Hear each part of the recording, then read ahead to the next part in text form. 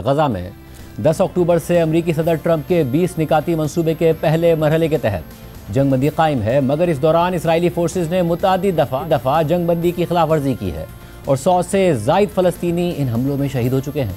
जबकि Al Jazeera के मुताबिक जंगबंदी के बावजूद गजा भर में इसराइली हमले जारी हैं और गुज़िश्ता 24 घंटों में अस्पतालों में 13 लाशें लाई गई हैं। इस सारी सूरत हाल में अमरीका के आला हुक्काम इस वक्त इसराइल में मौजूद हैं ताकि सदर ट्रंप के मंसूबे के अगले मराहिल पर बातचीत की जा सके और इस सिलसिले में गजा में जंग के खात्मे के मुआहदे में अहम किरदार अदा करने वाले सदर ट्रंप के खुसूसी नुमाइंदे स्टीव विटकॉफ और दामाद जेरेड कुशनर की इसराइली वज़ीर आज़म नेतन्याहू से मुलाकात भी हुई है, जबकि अमरीका के नायब सदर JD वेंस भी इसराइल पहुंच गए हैं। इस सारी सूरत हाल में सदर ट्रंप ने एक बार फिर हमास को जंगबंदी बरकरार न रखने की सूरत में मिटाने की धमकी दे दी है।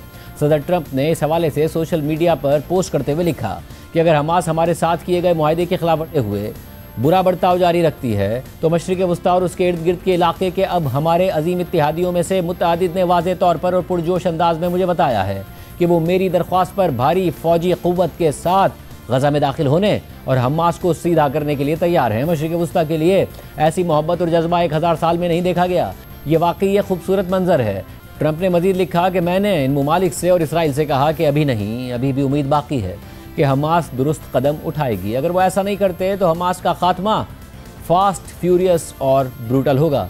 मैं उन तमाम ममालिक का शुक्रिया अदा करना चाहता हूँ जिन्होंने मदद की पेशकश की। इसके साथ ही मैं अजीम और ताकतवर मुल्क इंडोनेशिया और उसके शानदार रहनुमा का भी शुक्रिया अदा करता हूँ जिन्होंने मशरिक़ वस्ता और अमरीका के लिए जो ताउन और मदद फराहम की वो काबिल तहसीन है। अहम बात यह है कि जेरेड कुशनर और स्टीव विटकॉफ इसराइल में मौजूद हैं और वो ट्रंप के मंसूबे के अगले मराहिल पर काम कर रहे हैं। इससे पहले सदर ट्रंप के दामाद जेरेड कुशनर, जो खुद एक यहूदी हैं और इसराइल के बड़े हामियों में से एक समझे जाते हैं, उन्होंने इसराइली फ़ौज के साथ गजा का दौरा भी किया था। इस हवाले से अमरीकी न्यूज़ चैनल को इंटरव्यू देते हुए जेरेड कुशनर ने गजा के हालात को अफसोसनाक करार दिया था और कहा था कि गजा को जब मैंने देखा तो ऐसा लगा कि जैसे वहाँ कोई न्यूक्लियर बॉम्ब फटा है। लेकिन जब एंकर ने उनसे पूछा कि क्या वो गजा की सूरत हाल को नस्लकुशी कहेंगे तो जेरेड कुशनर ने इससे इनकार कर दिया और स्टीव विटकॉफ ने भी गजा में इसराइली इक़दामात को नस्लकुशी करार देने से इनकार कर दिया। You decide to go to Gaza. And what did you see? It looked almost like a nuclear bomb had been set off in that area. And then you see these people moving back, and I asked the IDF, where are they going? Like, I'm looking around, these are all ruins. And they said, well, they're going back to the areas where their destroyed home was, onto their plot, and they're going to pitch a tent.